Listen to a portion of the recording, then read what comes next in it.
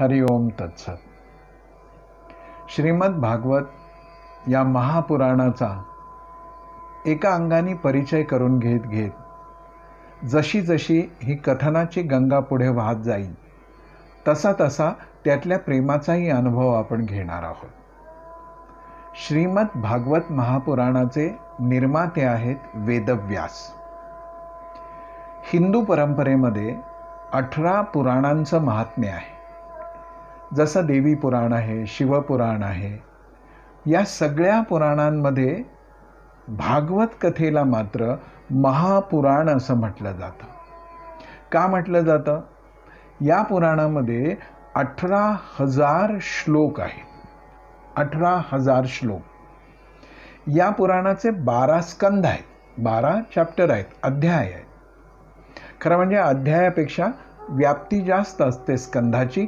एका स्कंधामध्ये अनेक अध्याय भागवताचे आहेत. भागवत वाङ्मयदृष्ट्या श्रेष्ठ आहे. भाषेमधल्या वृत्त अलंकारांची अक्षरशः उधळण भागवतामध्ये झालेली आहे. आपल्याला माहिती नाही असे वृत्त अलंकार भागवताच्या रचनेमध्ये आहेत. पण केवळ एवढ्यामुळं भागवताचं मोठेपण नाही आहे, त्याची श्रेष्ठता नाही आहे. असं म्हटलं जातं की श्रीमद भागवत पुराण हे नुसतं पुराण नाही आहे, काव्य नाही आहे, नुसते श्लोक नाही आहेत. ही भगवान श्रीकृष्णांची वाङ्मय मूर्ती आहे असं म्हटलं जातं. आणि या भागवत कथेमध्ये भगवान श्रीकृष्णांचं संपूर्ण तेज समाविष्ट आहे.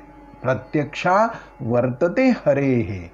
या भागवत कथेमध्ये साक्षात भगवान श्रीकृष्णांचा निवास आहे. जसं दासबोध आत्माराम ही समर्थ रामदासांची वाङ्मय मूर्ती आहे. देहरूपाने ते आपल्यापासून गेले, पण वाङ्मयामध्ये चिरंजीवत्वानं ते आपल्याबरोबर आहेत. तसंच या भागवत महापुराणामध्ये भगवान श्रीकृष्णांचं सारं तेज त्या माधुर्यासह भागवतामध्ये सदैव राहिलेलं आहे. आणि त्यामुळं वारंवार हे ऐकावं, हे सांगावं, ह्याचा अभ्यास करावा असं वाटतं. असं असल्यामुळं भागवत श्रेष्ठ ग्रंथ आहे. आता भागवत का? भागवताचा विषय काय आहे? भागवत काय सांगतं आपल्याला? भक्ती ज्ञान विरागाणाम. भक्ती ज्ञान वैराग्य भक्ती ज्ञान विरागाणाम सुखमुत्पद्यते कथम. या एका भागवत कथेमध्ये काय आहे? भक्ती तर ओतप्रोत भरलेली आहे, ज्ञानही आहे, आणि ह्याच्यामध्ये वैराग्य निर्माण करणारा सगळा उपदेशाचा विषय आहे. वेद, उपनिषद, ब्रह्मसूत्र या सगळ्याचं जणू काही सार भागवताच्या कथेमध्ये आपल्याला प्राप्त होतं. पण याच्या बरोबरीनं भागवत अवतरित का झालं हे जेव्हा आपण पाहतो तेव्हा थक्क होऊन जातो. म्हटलं गेलेलं आहे असं की भक्ती ज्ञान विरागाणाम सुखमुत्पद्यते कथम स्थापनम सर्व वर्णेषु प्रेमपूर्वम प्रयत्नतः. सर्व वर्णांमध्ये ब्राह्मण, वैश्य, क्षत्रिय, शूद्र या चारीही वर्णांमध्ये अत्यंत प्रेमपूर्वक रीतीनं भक्ती, ज्ञान आणि वैराग्याची स्थापना करण्यासाठी श्रीमद भागवत कथेची निर्मिती केली गेली. ही कथा ऐकली, 7 दिवस ऐको, वर्षानुवर्ष ऐको, याचं श्रवणाचं फल काय आहे? का ऐकायची ही? सदा सेव्या श्रीमद भागवती कथा यस्याः श्रवणमात्रेन हरिश्चित्तम समाश्रयेत. काय फळ आहे याचं? याचा स्वाद घ्या, वारंवार स्वाद घ्या, आणि स्वाद घेता घेता या भागवती कथेचा आनंद घेता घेता सर्वात मोठं काय होतं? याचं श्रवण केल्याने आपलं चित्त भगवंताच्या ठाई सदाच जाऊन स्थिरावतं. सारी उलगाउलग, साऱ्या चिंता, सगळी घालमेल संपून जाते आणि समाश्रयेत भगवंताच्या त्या मूळ ऊर्जेशी, ज्योतिषी पूर्ण रूपाने आश्रित होऊन आपलं चित्त राहतं, आपलं मन राहतं.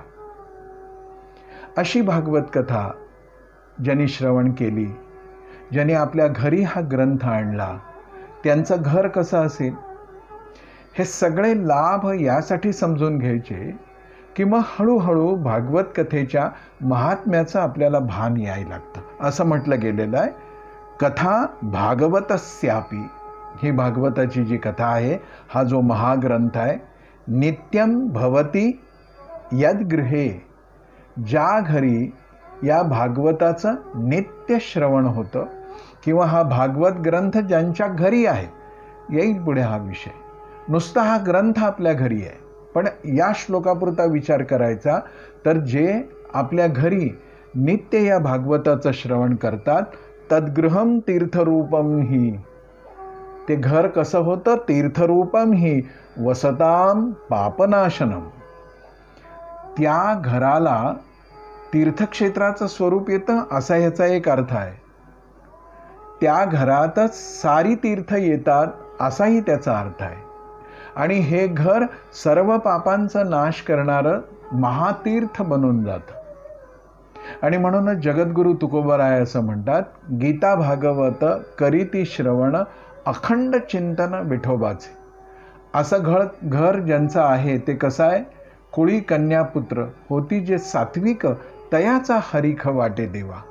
भगवंतालाही ज्या कुटुंबाकडे बघितल्यानंतर परमावधीचा आनंद व्हावा, असं घर जर आपलं निर्माण व्हायचं असेल, असा आपला परिवार, असं आपलं कुटुंब बनवायचं असेल, तर भागवताचं नित्य स्मरण तिथे झालं पाहिजे. पहिली गोष्ट सांगितली आहे, भागवत ही भगवान श्रीकृष्णांची वाङ्मय मूर्ती आहे. म्हणजे हे भागवत जणू भगवंताचा देह आहे. हा देह असेल तर यातले 12 स्कंध जे आहेत, याचे 12 जे भाग आहेत, त्याचं वर्णन कसं केलं आहे, तर पद्मपुराणामध्ये असं सांगितलेलं आहे की भागवताचा पहिला आणि दुसरा जो स्कंध आहे ते भगवंताचे चरण आहेत, भगवंताचे 2 पाय आहेत. किती सुंदर व्यक्तिमत्व उभं केलं आहे बघा. तिसरा आणि चौथा स्कंध आहे ते भगवंतांच्या जांघा आहेत. 5वा स्कंध जो आहे ती भगवंताची नाभी आहे. 6वा भगवंताचं वक्षस्थल आहे. 7 आणि 8 भगवंताचे 2 बाहू आहेत. 9 भागवताचा हा 9वा स्कंध भगवंताचा कंठ आहे. आणि हा कंठ आहे असं म्हणण्याचं कारणही फार महत्त्वाचं आहे बरं. 9वा स्कंध जो आहे तो मर्यादा पुरुषोत्तम श्रीरामांच्या कुळाचं आणि श्रीराम कथेचं वर्णन करणार आहे. ज्याने आपल्या कंठामध्ये रामकथा बसवली त्याच्या जीवनात आनंद काय कमी. आणि म्हणून या वाङ्मय मूर्तीचा कंठ 9वा स्कंध आहे.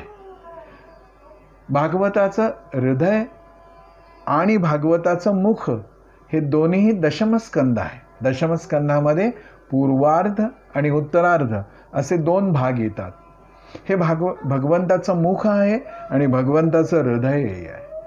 11वा स्कंध भगवंताचं ललाट आहे आणि 12वा स्कंध भगवंताचं मस्तक आहे. चरणापासून मस्तकापर्यंत प्रत्येक स्कंधाची ही महती सांगितली गेलेली आहे. असं भागवत श्रवण करता करता आपल्या असं लक्षात यायला लागतं की हळूहळू भगवंताच्या स्वरूपाशी आपण तादात्म्य पावतो आहोत. पण भागवत हे केवळ एवढ्या वर्णनाने कळालं आणि आपण ते सांगू शकतो म्हणून सांगायला सुरुवात केली तर परंपरा आपल्याला थांबवते. म्हणते की भागवत सांगणं सोपं नाही बरं. विद्यावताम भागवते परीक्षा. श्रीमद भागवत कथा ही भल्या भल्या पंडितांची परीक्षा घेणारी आहे. मग आता प्रश्न येतो की माझ्यासारख्या धड विद्यार्थीही नसणाऱ्या माणसांनी हा प्रयत्न का करावा. मी विद्वान नाही, मी अभ्यास केलेला नाही, पण मी हे सगळं एका पोस्टमनचं काम करतो आहे. मी काय काय केलंय आणि ज्यामुळे ही कथा मी तुमच्यापर्यंत आणू शकतो आहे, तर महावैष्णव डोंगरे महाराज, वेदमूर्ती गोपाळ शास्त्री गोरे, हरिभक्तीपरायण चंद्रशेखर महाराज देगलूरकर, पूजनीय गोविंदगिरी स्वामी आणि त्यांच्यासारख्या काही संतांच्याकडून ही कथा मी श्रवण केली.